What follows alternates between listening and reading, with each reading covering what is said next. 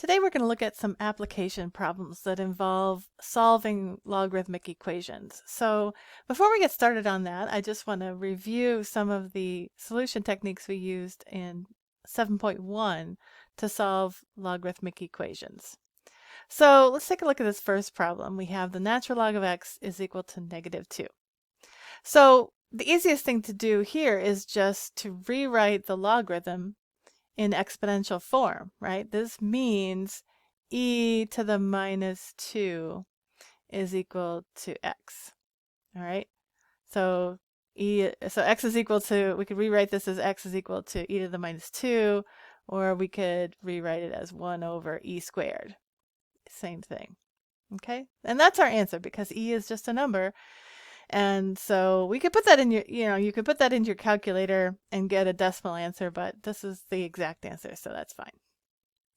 All right, this next one is similar, right? We're just going to take this logarithmic equation and rewrite it as an exponent, right? So this logarithmic equation, it's a base 10 log, it's a common logarithm this time. So this, if we rewrite this as an exponential, it's going to be 10 squared is equal to 3x minus 2. Right? So now I can just, it's just an algebra problem, right? 10 squared is 100. So 100, and I can add 2 to both sides, so that becomes 102 is equal to 3x. Now just divide both sides by 3. What do you get when you divide 102 divided by 3 is 34. So x is equal to 34. On this next one, we need to use the product property of logarithms. So remember that when we have the log of a product, it becomes the sum of the logs. And it goes either way. So if we have a sum of logs, it becomes a product. And so we could rewrite this as the log of x times x minus 3, right? And then that's equal to 1. So now we just have one logarithm. And we could rewrite it as in exponential form right now. And so what this means is that 10 to the 1 is equal to x times x minus 3, which I'm going to go ahead and distribute the x squared minus 3x. Okay, so 10 to the 1 is 1, and I can subtract that from both sides. So I'll have 0 is equal to x squared minus 3x minus 10. Okay, so that's just a quadratic, and I can factor that, right? So this becomes x minus 5 times x plus 2, right? You can always FOIL that out to check and make sure. Negative 5 times 2 is negative 10, right? And if I take a negative 5x plus 2x, I get negative 3x. All right, so now that tells us that x is either equal to 5 or negative 2. Now remember, with logarithmic equations, you should always check for extraneous solutions. And so I can do that just by putting those values back into the original equation.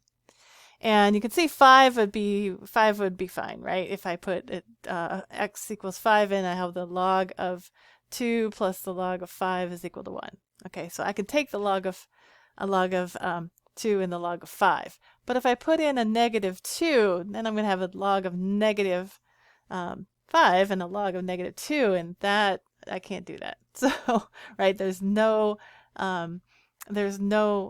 exponent of 10, positive 10, that will result in a negative number. Okay, so that's an extraneous solution. So the only solution really is this x equals 5. All right, on this next one, we need to use the quotient property, right? So we know that when we have the log of a quotient, it turns into the difference of the logs, and that works in reverse as well. So when we have a difference of logs, we can turn it into a quotient. So this becomes the log of x over x plus 9, right?